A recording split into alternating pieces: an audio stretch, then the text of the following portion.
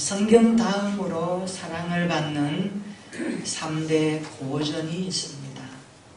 존 버년의 첼로 역전, 아우구스티누스의 고백로, 토마스 아켄피스의 그리스도를 본받아. 이 세 권은 3대 고전입니다. 여러분들이 아마 읽은 분도 있겠지만 성경 다음으로 아주 귀한 책입니다. 그리스도를 본받아. 토마스 아켄피스는 그의 책 가운데 다양한 주제들을 나열하면서 1000구절이나 넘는 성경을 인용하여 묵상한 내용을 글로 집필해 놓았습니다. 제2부 11단원에 있는 예수님의 십자가를 사랑함에 대해서 라고 하는 내용에 보면 이런 내용이 나옵니다.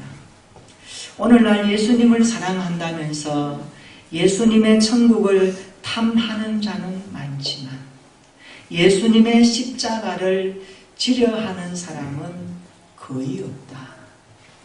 오늘날 예수님의 위로를 소망하는 사람은 많지만 그분과 함께 고난받고자 하는 자는 너무나 적다.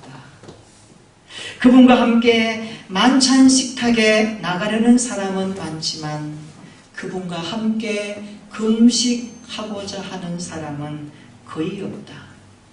누구나 그분과 더불어 기쁨을 누리고자 하나 그분을 위하여 그분과 함께 고통을 참으려고 하는 사람은 없다. 떡을 나누어 주시는 그분을 따르고 싶은 자는 많지만 그분의 고난의 잔을 마시려고 하는 사람은 없다. 이런 내용을 기록합니다. 요즘 시대는 저마다 바벨탑을 쌓으려고 돌을 옮기고 있는 시대인 것 같습니다. 이런 시대에 오늘 우리의 신앙생활에 일침을 가하는 메시지입니다. 그러나 소망이 있는 것은 오늘 저와 여러분들이 5월 가정의 달에 특별히 어버이 주일을 예배드리면서 그 좋은 세상 놀러 가고 싶고 친구 따라 등산하고 싶고 맛있는 거 먹고 싶은 이 시대를 쫓아가지 아니하고 하나님의 성전 예배 자리에 나오게 된 것은 소망인 줄로 믿습니다. 이것이 소망이요 이것이 희망이라고 저는 확신합니다. 우리 옆에 분에게 이렇게 한번 인사하십시다. 환영합니다. 예배 자리가 소망입니다. 당신은 소망의 사람입니다. 주님의 이름으로 축복합니다. 갈수록 외국을 여행하는 사람들이 참 많다고 그래요. 공휴일이 생기면 가족들과 외국 여행을 계획하고 친구나 친척들과 함께 여행 다니는 것이 과거에 비하면 참 많아졌습니다. 여러분, 여행은 설레임과 또 한편으로 두려움을 우리에게 가지고 오죠. 새로운 환경에 대한 설레이는 마음이 여행을 통하여서 누리게 합니다. 뿐만 아니라 전혀 다른 새로운 환경을 접하기 때문에 두렵기도 하는 것이 여행하는 자의 마음입니다. 한 번도 가보지 않는 그 땅을 내가 걸어본다는 것은 내 인생의 추억을 만들어가는 일정 가운데 소중한 시간이 되기도 합니다. 그리고 새로운 문화에 대한 경험들은 우리의 인식을 넓혀주고 우리의 경험을 깊게 하기도 합니다. 그래서 여행은 좋은 것입니다. 오늘 아침에 식사를 하면서 아내와 이런 이야기를 나눈 적이 있습니다. 여보, 아이들이 좀 다 크고 좀 신경을 많이 안 써도 될 정도가 되면 제가 내 마음속에 일어나고 있는 소원이 하나 있는데 그것이 뭔 줄 아오? 우리 같이 여행 한번 갑시다. 제가 인생을 돌아보니까 나이는 많이 안 먹었습니다만은 20대부터 전도사 시절로 지금까지 목회 현장에 고군분투하면서 달려왔습니다. 그리고 여름에 휴가를 받아서 국내에 좀 쉬기도 하고 이렇게 집에서 이렇게 휴가를 지내고 했지만 그런 것은 또 필요하지만 제 마음속에 있는 것이 좀 여행을 하면서 모든 걸 좀 이렇게 좀 차단하고 하나님의 세계에 대한 깊은 공감과 내 자신의 내면을 돌아보며 다시 한번 영적인 안식에 대한 부분들도 필요하겠구나. 이런 것들이 막 이렇게 일어나요.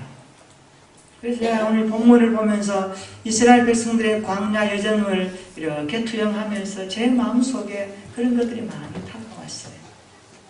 아마 때가 되면 하나님께서 아마 주시리라고 저는 기대하면서 그렇게 소망을 가져봅니다. 여러분, 여행이라고 하는 것은 참 귀하죠. 어떤 새로운 세계에 대한 경험들이 우리의 인생을 성숙하게 하기 때문에 그렇습니다. 그래서 어르신들이 이런 말을 하죠. 젊을 때에, 다리에 힘이 있을 때에 많이 보고 느껴보라고. 바쁜데 언제 갑니까? 그렇게 하다가 나중에 자식들 다 출가시키고 자식들 다 떠나보내고 이제 좀 여유 있어서 여행 가려고 하니까 다리가 아파서 허리가 아파서 잘 못 다니겠더라 하는 것이 어머니 아버지들의 공통적인 고백이었습니다. 여러분, 자녀들이요, 부모님 좀 더 젊으실 때 여행도 좀 보내드리시고 함께 교제하면서 자식된 도리로서의 효도를 잘 감당할 수 있는 것이 지혜로운 자녀의 도리입니다. 오늘 가정의 날을 맞이해서 우리 모두가 이런 믿음을 가지고 하나님의 말씀 앞에 섰으면 좋겠습니다. 이제 이스라엘 백성들이 40년 광야 끝자락에 와 있습니다. 이 끝자락에서 모세가 모압 평지에 이스라엘 백성들을 앉혀놓고 설교하는 내용이 신명기 성경의 중심 내용입니다.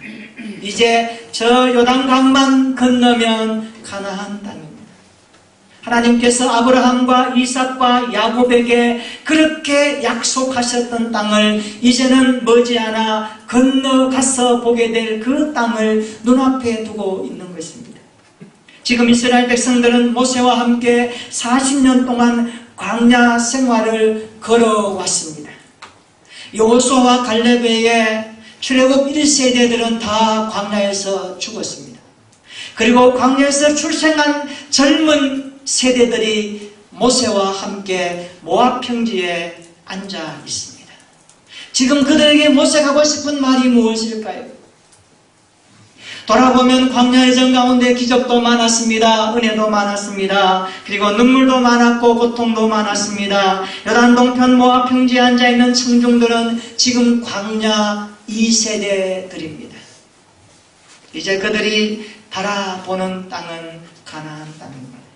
머지않아 요단강을 건너서 그 땅에 들어가야 합니다. 어떻게 살아갈까? 이미 하나님은 모세에게 너는 저 가나안 땅에 들어가지 못하리라 말씀하셨습니다.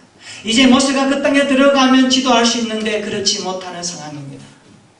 마치 자녀를 떠나보내는 모세의 심정을 느낄 수 있습니다. 그래서 모세는 요단강을 건너면 무엇을 해야 하지? 그 땅에 들어가면 어떻게 살아야 할지, 그 땅을 어떻게 정복해야 할지, 그리고 어떻게 분배해야 할지, 그리고 가나안 종교에 대해서 어떻게 반응해야 할지에 대한 마음이 더욱더 깊어만 가는 것입니다. 그래서 살아나는 자녀들에게 여호와의 신앙을 가르쳐 주고자 하는 부모의 심정이 지금 모세의 심정입니다. 이제 곧 가나안 땅에 들어갈 텐데 이 아이들이 잘 할 수 있을까? 이것이 모세의 마음입니다.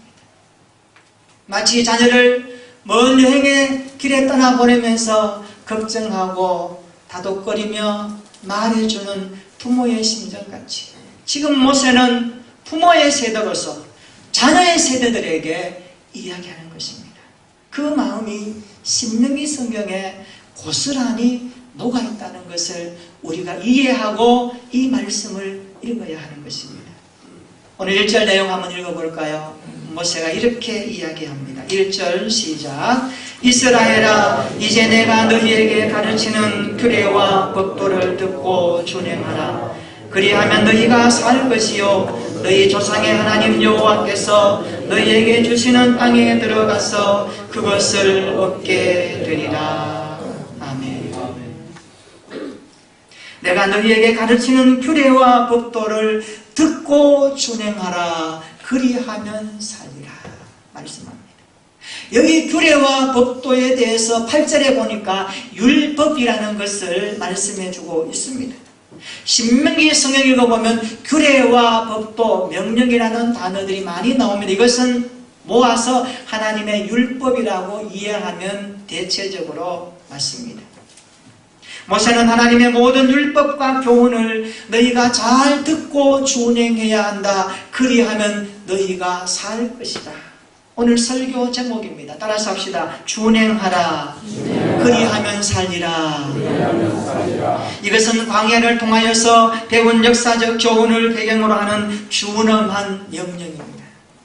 율법은 단순히 배워서 아는 것으로 끝나지 말고 너희가 듣고 배워서 안다면 너희의 실제 생활 가운데 그것을 준행해야 된다. 그러할 때에 너희가 살게 되리라 말씀하고 있습니다. 이것은 온전히 실천해야 될 삶의 원리라는 것을 가르쳐주고 있습니다. 우리가 아는 것처럼 이스라엘 백성들의 생과 사는 어디서 결판났습니까? 그들이 여호와의 말씀을 듣고 순종했느냐? 순종하지 않았느냐? 광야 여정 가운데서 여실히 드러났던 교훈이었습니다. 너희가 알지 않느냐? 하나님의 말씀을 듣지 않고 거역했던 너희의 부모 세대들은 다 죽었다. 왜 죽었지 않느냐? 하나님의 말씀을 거역했기 때문에. 어찌 보면 하나님은 출애굽시키셔서 광야 여정 가운데 출애굽 1세대들이 죽기까지 40년을 거기서 생활하신 것은 무슨 의미가 있을까요? 구원할 때는 언제고 왜 죽게 하실까요? 아이러니하지 않습니까? 그러나 우리가 분명한 것은 우리가 출애굽 구원을 받았다 할지라도 우리의 삶이 이 땅에서 거룩한 삶을 향한 성숙과 성장과 그리고 주님께서 요구하시는 성화의 과정들이 남아있다는 것을 전제할 때에 결코 광야에서의 40년은 헛된 세월이 아니었습니다. 그러나 중요한 것은 먹고 마시다가 죽는 세월을 보낼 것이냐 아니면 가나안 땅의 목표를 두고 하나님의 말씀 안에서 그들이 준행하는 삶을 통하여 거룩의 삶을 살 것인가 하는 것은 하나님께서 이스라엘 자손들을 향한 말씀입니다. 오늘 우리가 이 말씀을 앞에 놓고 볼 때에 우리가 구원을 받았다 할지라도 거룩한 백성답게 살아내는 순종의 현실이 무너지면 우리가 가진 믿음이 비참할 수 있다는 것을 알아야 합니다. 우리 5절 한번 읽어볼까요? 5절 같이 한번 읽어봅니다. 시작. 내가 나의 하나님 여호와께서 명령하신 대로 규례와 법도를 너희에게 가르쳤나니 이는 너희가 들어가서 기업으로 차지할 땅에서 그대로 행하게 하려 함인즉. 아멘.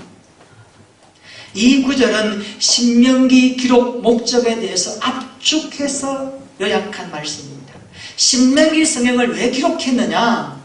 그것은 너희가 출애굽으로 끝나지 말고 출애굽한 이스라엘 백성들이 거룩한 땅 가나안 땅에 들어갈 것인데 그 땅에 들어가서 너희가 거룩한 하나님의 백성으로의 삶을 살기 위한 지침들을 이 성경에 기록한다라는 목적을 깔고 있는 겁니다.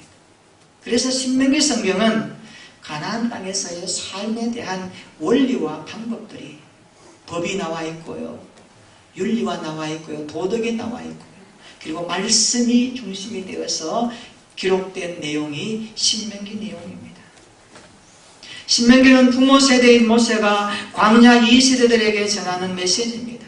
오늘 모세는 부모의 심정으로 말하고 있습니다. 5월은 가정의 달이라고 합니다. 부모가 자식들에게 해주고 싶은 이야기가 참 많겠지만 우리 그리스도인들에게 가정에 자녀들에게 해주고 싶은 말은 남다를 것입니다. 하나님은 부모를 통해서 여러분에게 하나님의 역할을 대신하게 하셨습니다. 하나님은 생명이시지만 하나님이 여러분을 낳은 것이 아닙니다.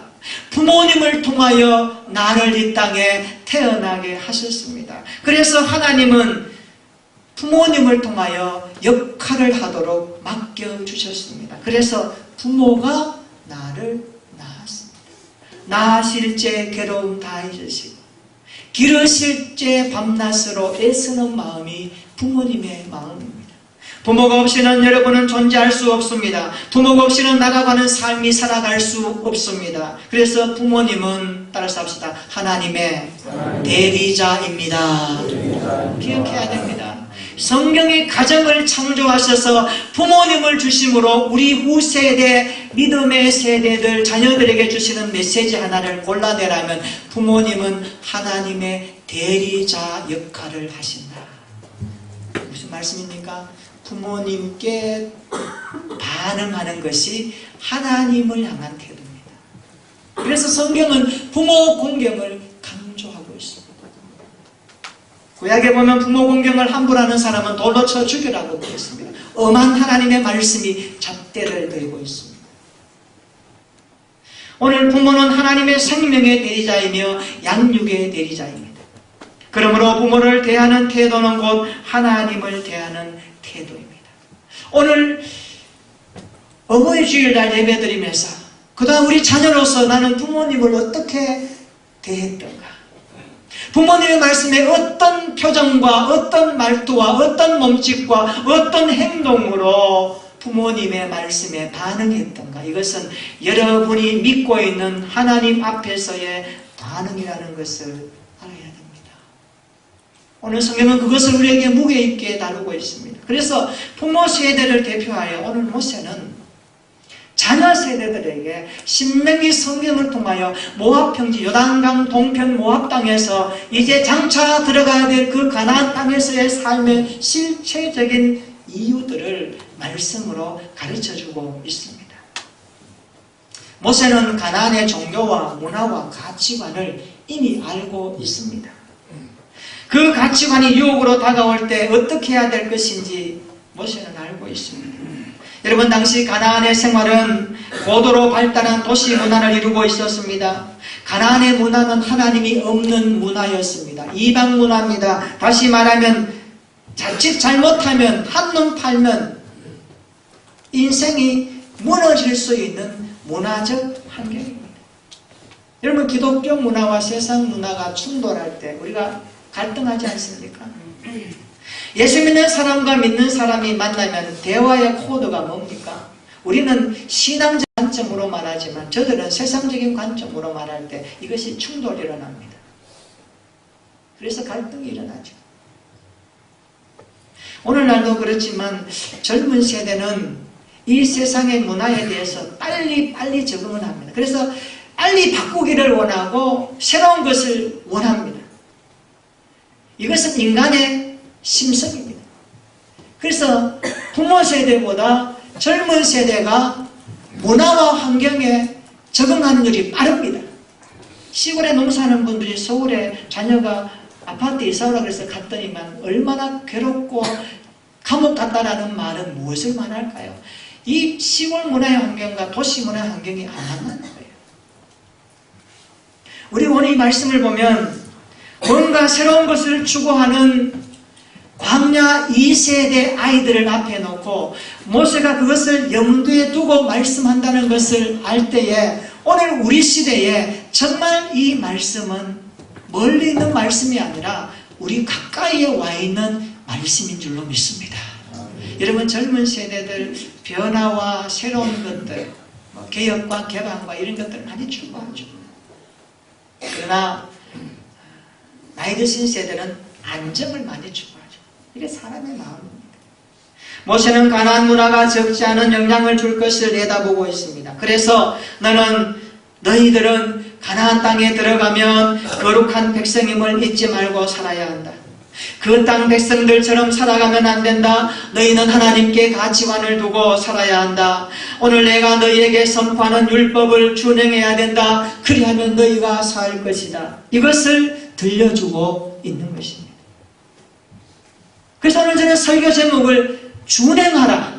그리하면 사니라. 그렇게 잡아보았습니다. 1절의 말씀이 2절부터 따라 나오기 때문에 그렇습니다. 그렇다면 이스라엘 백성들에게 오늘 우리 시대에 준행해야 될 삶의 모습은 어떤 것일까요? 여호와의 말씀을 준행하는 모습은 어떤 모습으로 나타나야 될까요? 오늘 본문에서 세 가지로 모세는 압축해서 가르쳐주고 있습니다. 첫 번째로 어떻게 준행할 것인가? 따라서 합시다. 명령하는 말씀을 가감하지 말고 지키자. 하나님이 명령하시는 말씀을 너희는 가감하지 말고 지켜야 한다. 이것이 준행하는 모습이다. 그렇게 가르쳐주고 있습니다. 2절 한번 읽어볼까요? 2절입니다. 시작. 내가 너희에게 명령하는 말을 너희는 가감하지 말고 내가 너희에게 내리는 너희 하나님 여호와의 명령을 지키라. 아멘. 명령하는 말을 너희는 가감하지 말고 지키라. 그렇게 말씀합니다. 너희는 하나님의 명령을 가감하지 말고 지켜야 한다. 그것이 준행하는 삶이다. 말씀합니다. 가감하지 말고 이 말은 하나님의 말씀에 인간이 인위적으로 어떠한 내용을 더하거나 빼지 말라는 말씀입니다. 당연하죠. 하나님의 말씀에 인간의 어떤 의지적인 개입이 들어가서 이 말씀은 잘못되어서 라고 빼버린다거나 여기에 내 의견을 더 추가해야 된다고 하는 것은 여러분 신앙이라면 기본적입니다. 다 믿습니다. 그런데 이 말씀을 왜 하실까요? 좀 더 확대 해석하면 이 말씀은 인간의 연약한 기준에 맞추어서 하나님이 하시는 말씀 앞에 내가 순종 못하겠습니다 라고 판단하지 말라는 것입니다. 어떠한 말씀일지라도 그 말씀이 우리에게 순종을 요구하는 말씀임을 믿고 따라가라는 준엄한 명령이 여호와의 명령 앞에 너희는 가감하지 말고 지키라는 말씀인 줄로 믿습니다. 우리가 말씀을 들을 때에 얼마나 부담이 됩니까? 그렇다고 하나님이 우리에게 지키지 못할 말씀을 하실까요? 아닙니다. 상식적으로 부모는 자녀가 할 수 있는 일을 말합니다. 오늘 하나님은 이스라엘 백성들에게 너희가 말씀을 들을 때에 내가 지킬 수 없으므로 나와 상관이 없는 말씀으로 해석하지 말라고 말씀합니다. 내 상황에 맞추어서 하나님의 말씀을 이용하지 말라는 말씀입니다. 말씀을 주어진 그대로 지켜라고 하는 모세의 명령이 오늘 우리에게 들려주고 있습니다. 오늘 우리도 무슨 말씀을 하시든지 가감하지 말고 여호와의 명령 앞에 지킬 수 있는 믿음의 사람 되기를 축원합니다. 이것이 우리가 받아야 될 여호와의 준엄한 말씀입니다. 두 번째로 어떻게 준행하는 삶을 살 수 있을까요? 모세는 말합니다. 너희가 여호와께 붙어 있어서 떠나지 말아야 한다 라고 말씀합니다. 다시 합시다. 여호와께 붙어서 떠나지 말라. 3절에서 모세가 말합니다. 바알보올의 비극적인 사건을 상기시켜주죠. 4절은 3절 말씀을 하고 나서 그에 대한 마무리로 주시는 말씀이죠. 3절에 바알보올 사건이 뭡니까? 민수기 25장에 보면 이스라엘 백성들이 시딤에 진을 치고 있을 때에 이방의 술사 발람의 올무에 걸려서 모압 여인들과 행음했습니다. 영적 간음을 했습니다. 우상 숭배했습니다. 그때 하나님께서 그 바알보올 사건에 가담한 사람들에게 영병을 내리셔서 다 죽이십니다. 24,000명을 심판하십니다. 모세가 말합니다. 얘들아, 너희가 바알보올 사건을 들었지 않느냐, 보았지 않느냐, 그때 거기에 가담한 사람들이 왜 죽었지 않느냐? 이유는 하나입니다. 그들이 여호와를 떠났기 때문에, 그들이 여호와의 말씀을 떠났기 때문에 다 죽었다. 너희는 그런 삶을 살래? 아니지 않느냐? 너희가 가나안 땅에 들어가면 이방신들이 많을 것이다. 우상이 많을 것이다. 그때도 너희가 여호와 곁에 떠나지 말고 붙으셔야 된다. 그것을 간절하게 촉구하는 말씀입니다. 그리고 4절에 이렇게 말씀하죠. 우리 4절 한번 읽어볼까요? 4절 시작. 오직 너희의 하나님 여호와께 붙어 떠나지 않은 너희는 오늘까지 다 생존하였느니라. 아멘. 따라서 합시다. 여호와께 붙어 떠나지 맙시다. 여러분, 신앙생활은 복잡하지 않습니다. 단순합니다. 정확합니다. 진리입니다. 신앙생활은 무엇이냐? 오늘 본문에 비춰보면 이렇게 정의됩니다. 여호와께 붙어있는 생활이 신앙생활인 줄로 믿습니다. 여러분이 여호와께 붙어있는 신앙생활, 나의 물질관, 나의 인생관, 나의 가족관, 나의 미래관, 나의 가치관, 나의 성공관, 내 인생의 모든 것들이 여호와의 말씀에 붙어서 해석되어지고 행해질 때에 그것이 신앙생활인 줄로 믿습니다. 오늘 모세가 말합니다. 너희는 날마다 여호와께 붙어 있어야 한다. 이것이 믿음 생활이다. 예수님은 요한복음 15장 4절에 말씀합니다. 내 안에 거하라. 내 안에 붙어 있어라. 나도 너희 안에 거하리라. 가지가 포도나무에 붙어 있지 아니하면 스스로 열매를 맺을 수 없음 같이 너희도 내 안에 있지 아니하면 그러하리라. 가지가 나무에 붙어 있어야 열매를 맺습니다. 오늘 이 4절에 붙어라고 하는 이 단어가 누구에게 매달리다라는 뜻인데, 하나님과 가장 친밀한 관계의 연합행위를 말할 때에 이 단어가 사용되었습니다. 하나님과 밀착된 관계, 하나님과 나 사이에 조금도 틈이 생기지 않는 관계를 너희가 만들어야 된다. 하나님과 너 사이에 어떤 것이 들어오면은 너희가 붙어있지 않게 되는 것이 되어져서 떨어져 나간다. 그러면 너희가 죽는다. 너희가 가나안 땅에 들어가면 여호와께 항상 붙어 떠나지 않아야 된다. 너희가 보았지 않느냐? 바알몰 사건에서 너희의 부모 세대가 왜 죽었느냐? 여호와를 떠났기 때문이다. 너희도 떠나면 이렇게 된다라는 역사적 사실을 교훈으로 되새겨주고 있습니다. 우리 모두가 이런 하나님의 말씀을 들으시기를 축원합니다. 여호와께 붙어있는 사람, 마치 다니엘처럼 포로의 땅 바벨론에서도 하루에 3번씩 예루살렘을 향해서 창문을 열고 하나님께 무릎을 꿇고 기도했던 것처럼, 기도하면 사자굴 속에 들어간다는 것을 알면서도 기도했던 다니엘처럼, 그것이 붙어있는 신앙생활입니다. 신앙생활은 환경이 중요한 것이 아닙니다. 내가 있는 그 자리가 더 중요합니다. 하나님 우리를 어떤 곳에 보내시든지 간에 내가 여호와를 앞에 모시고 그분께 붙어있다면, 아니 그분이 내 삶 가운데 좌정하시고 내 인생을 통치하시고 다스리심을 경험한다면 그곳이 바로 하나님의 나라인 줄로 믿습니다. 그래서 우리 모두는 하나님의 말씀에 붙어있는 삶이 필요합니다. 그리스도인들이 사는 길은 오직 하나뿐입니다. 여호와께 붙어있을 때 우리의 영혼은 사는 것입니다. 그리스도인들이 세상에 붙어있으면 우리의 영혼은 피폐하게 되는 것입니다. 여러분, 세상의 논리에, 세상의 권력에, 세상의 힘에, 세상의 이익의 집단에 붙어 살아가지 마십시오. 그때 신앙의 칼날은 흐릿해지고 하나님의 영광은 땅에 떨어집니다. 적어도 그리스도인들은 우리의 신앙적 칼날가 뚜렷해야 됩니다. 확실해야 됩니다. 그래서 여호와께 붙어있는 신앙적 삶을 날마다 추구하는 삶이 믿음 생활입니다.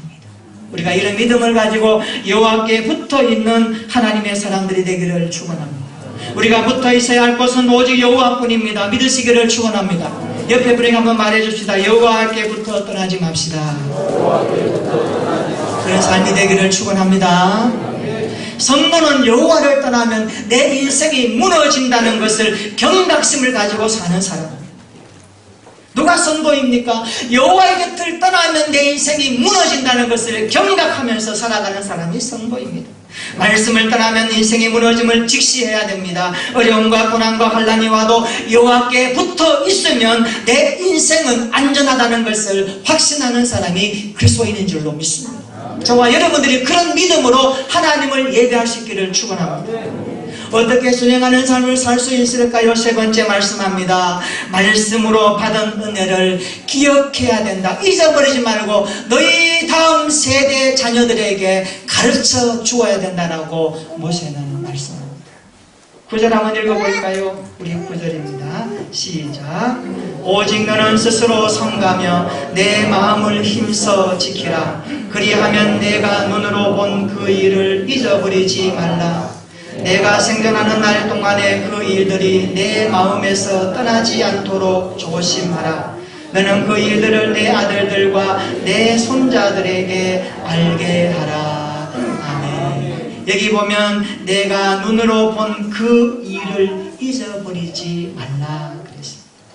내가 생존하는 날 동안에 보았던 그 일들을 마음에서 떠나지 않도록 조심하라고 말합니다. 너는 그 일들을 내 아들들과 내 손자들에게 알게 하라 말씀합니다. 여기서 그 일은 무엇일까요? 모세가 이스라엘 다음 세대들에게 그 일을 기억하고 잊어버리지 말라고 할 때 그 일의 내용은 무엇일까요? 이것은 출애굽 원년에 호렙산에서 받은 십계명을 주신 일을 말씀하고 있습니다. 그 내용이 10절부터 14절까지 잘 설명하고 있습니다. 모세는 당시의 상황을 잘 알지 못하는 광야 이 세대들에게 너라는 인칭을 사용합니다. 너도 그 일과 연관이 있다는 것을 매칭하고 있습니다.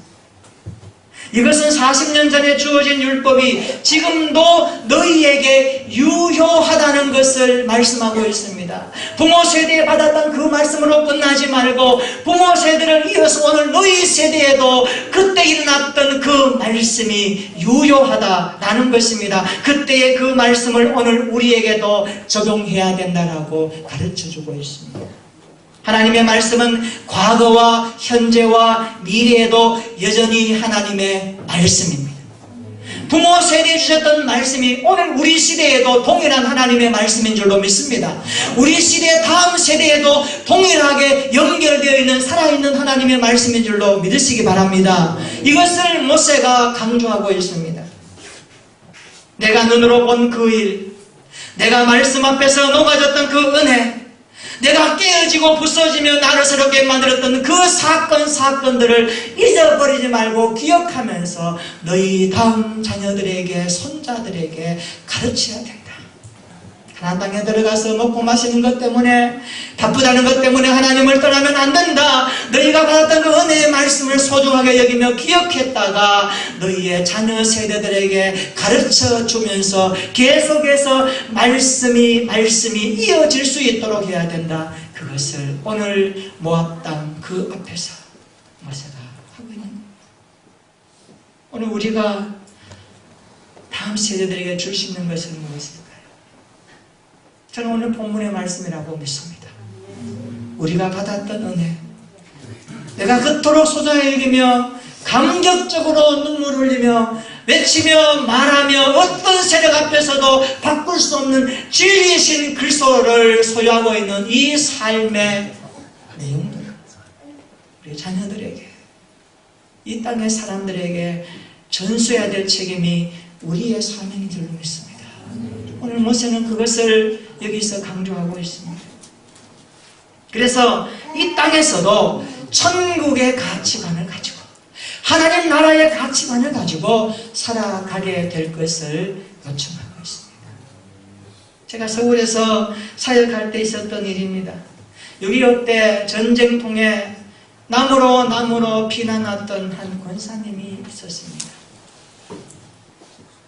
그때 가족과 함께 피난 오면서 전혀 없는 불모지 땅에서 행상을 하면서 콩나물 장사, 떡 장사, 두부 장사하면서 열심히 살았습니다. 이제 나이가 어느 정도 먹어서 자녀들이 다 잘 되었습니다. 법조인도 있고 여사도 있고요. 참 잘 되었습니다. 그런데 이 권사님 항상 검소하게 살았습니다. 그냥 집 한 칸, 그것도 흐름한 집 한 칸에서 사는 거예요. 그 자녀들이 명절에 모이면 어머니가 저렇게 혼자 사시는 걸 보니까 마음이 너무 애처롭고 또 주위에 친구들 또 이렇게 관계들이 있는데 너무 미안한 거예요. 그래서 자녀들이 어머니에게 말합니다. 어머니, 이제는 아파트 가서 사십시다. 단독주택을 저희들이 구해드릴 게 아니고 우리가 지어드릴게요. 이렇게 부탁을 한 거예요. 명절 때 모일 때마다 그게 부모님과 대화의 주제입니다. 이 권사님이 자녀들이 너무너무 그렇게 말하니까 어느 날 자녀들을 앞에 놓고 이렇게 말합니다. 알았다. 너희들이 나를 위해서 그토록 집을 마련해 주려고 하니까 이런 집을 지어다오. 그렇게 말하는 겁니다. 어머니, 어떤 집을 지어드릴까요? 그래, 나를 위해서 집을 지을 때에 그 집 바닥은 유리도 지어야 한다.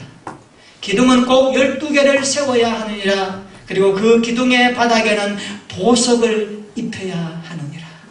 아니 어머니, 그런 집이 어디에 있습니까? 없지. 이 땅에는 그런 집이 없단다. 나는 그런 집을 하늘나라에 갖고 있단다. 그러니 이 집으로 나는 족하다. 너희들 하나님 잘 경외하고 주신 것 잘 나누면서 하나님의 뜻을 이루며 사는 것이 이 의미의 소망이란다. 지금은 천국 가셨습니다. 사랑하는 성도 여러분, 여호와의 말씀을 준행하는 것은 우리 시대로 끝나면 안 됩니다. 다음 세대로 이어지며, 오늘 모세의 심정이 부모의 마음이라면 모압 땅 그 광야에서 말씀을 듣는 세대들은 우리 젊은 세대들입니다. 자녀 세대들입니다.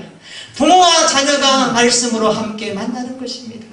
너희가 여호와의 말씀을 가나안 땅에 들어가서도 준행해야 된다. 다시 말하면 출애굽하고 구원받고 끝나지 말고 이 광야 같은 삶 가운데 살아갈 때에 하나님의 명령의 말씀을 가감하지 말고 지켜야 된다. 그리고 여호와의 말씀을 떠나지 말아야 된다. 그리고 받은 은혜를 기억하면서 자녀들에게 전수해줘야 될 책임이 너에게 있다. 그때 너희가 살리라.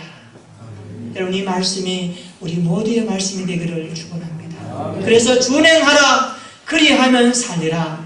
이 분명한 말씀이 오늘 우리 시대에, 오고 오는 시대 가운데 흘러넘치는 우리의 가정이 되기를 예수님의 이름으로 축원합니다. 아멘.